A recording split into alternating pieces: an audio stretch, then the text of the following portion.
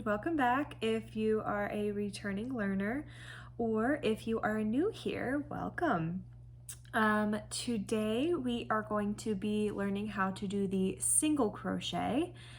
I am not in my usual setup, so I don't have the blue yarn that I was working with before, but I do have this red heart purple yarn that you can see it changes color, and I actually am happy that I'm going to be using that because there's a couple things that I'm hoping will be a little bit more clear by using a changing color yarn.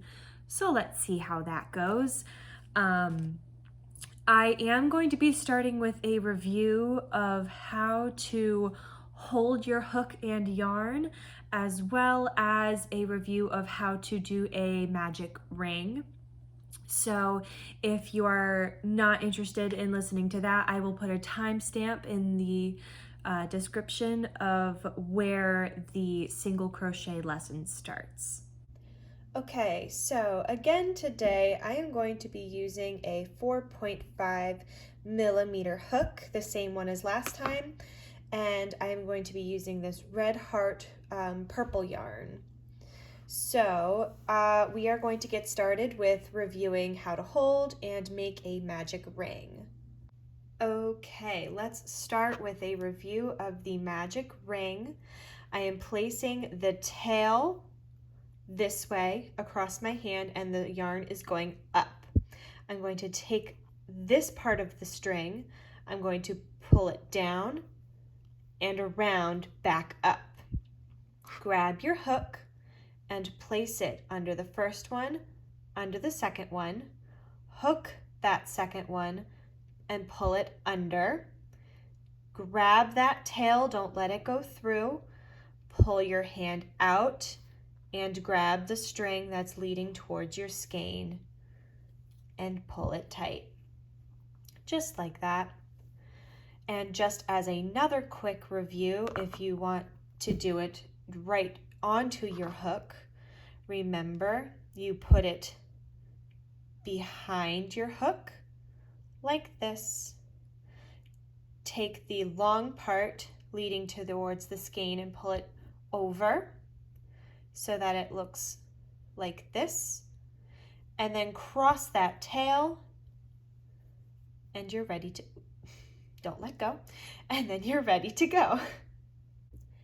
Next is the review of how to hold everything. Okay, so I'm going to start with my left hand, and again, I'm teaching right-handed. That means that your hook is going to be in your right hand. So taking your pointer finger in your left hand, I want you to put that string around behind your pointer finger, and then the rest of it goes in front of your other three fingers.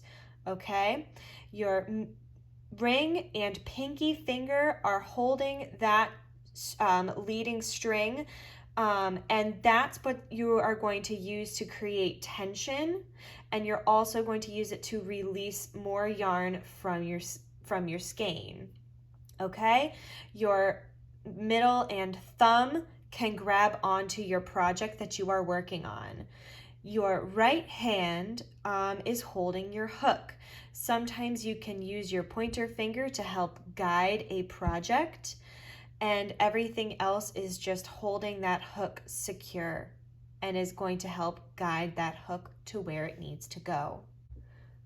So what I'm going to do really quick is I am going to make a row of 21 chains, and I will be right back. You can feel free to do 21 chains yourself, or whatever other number you feel like doing. Just don't make it too many.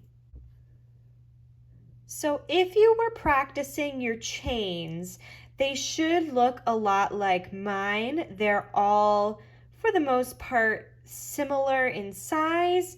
You don't have anything that kind of looks like this where you can see a big space. That's where I made my loop bigger to show you.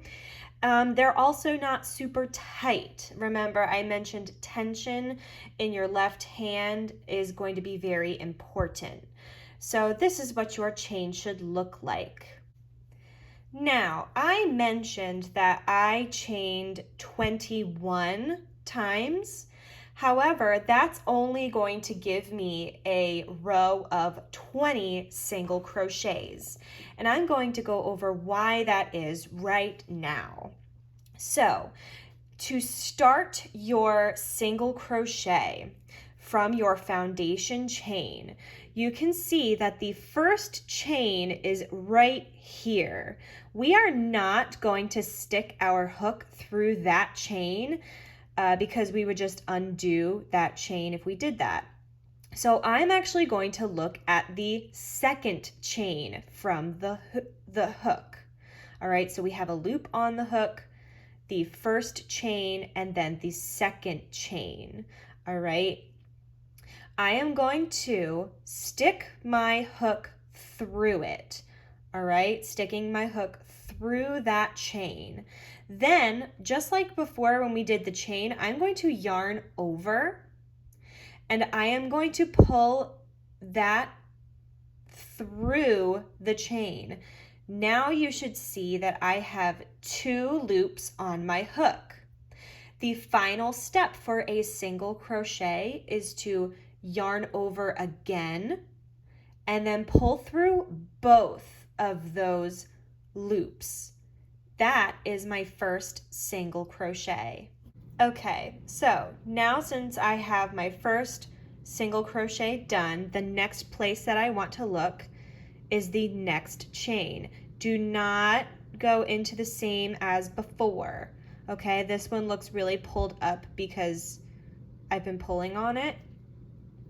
So you want to go into the very next chain, and again you are going to insert your hook, yarn over, and pull through. You should have 2 loops on your hook. You yarn over again and pull through both. I now have 2 single crochets.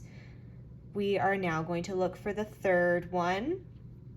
Insert your hook, yarn over, pull through, yarn over again, pull through both. I now have 3 single crochets. What I am going to do right now is I am going to go and I'm going to finish the 20 single crochets for this row, and then I will teach you how to move on to the next row of your single crochet. Okay, so remember I chained 21, but I only have 20 single crochets. That's because at the very beginning I skipped 1 chain. So what you have to do for the next row is you have to create a chain to move up. Okay, so I am going to yarn over and pull through to make that chain, just like we learned before. Now we have to turn our work. So we take our hook out and we turn it so that it's going the right way. Insert your hook again and pull that string tight. You're ready to go. I now want to take a second and point a few things out. So here we have the top of our work so far. We have one side and then the other side. If you notice, the top looks a lot like a chain. However, we have options of where we are going to stick our hook. So if we have our project facing the right way, we have the front loop, which is just the first one. We have the back loop there, or we have both. Now, some patterns might tell you to work through a specific loop. So if you're following a pattern, make sure you pay attention to that. For now, we are just going to work through the front loops only. Those are the ones that are going to be closest to you. All of these are the back loops, okay? So we are going to Again, skipping that chain that you made to create your new row, we are going to skip that. We are going to insert our hook in the front loop only, yarn over, pull through, yarn over again, and pull through both. Insert in the front loop, yarn over, pull through, yarn over, pull through both. And hopefully you can see where each of those loops are. Okay, so again, these are our front loops here, and then back here are our back loops. And it really depends on what you're comfortable with and also what a pattern might be asking for. Some patterns ask you to crochet in back loops only. Some say front loops. But me personally, I like to crochet in under both. That's just a personal preference of mine. I think I learned with only crocheting through the front loop, but then somehow I just started crocheting through both. But it's whatever's comfortable. I'm going to finish up this row and I'll be right back. So that is what 2 rows of the single crochet should look like. This is one side, this is the other. And the reason I said that it might be cool to have a changing color yarn or helpful is because when you are looking at your chains or your single crochets from the top, you can kind of see where the differences are. It might be easier to work with, but not all the time. All right, that is the single crochet. Thank you so much for watching. If you have any questions, please leave a comment and I will either respond in another comment or I will be making another video about halfway through the week with any questions that you might have. Thank you again, and please come back next week when we will be learning about the double crochet.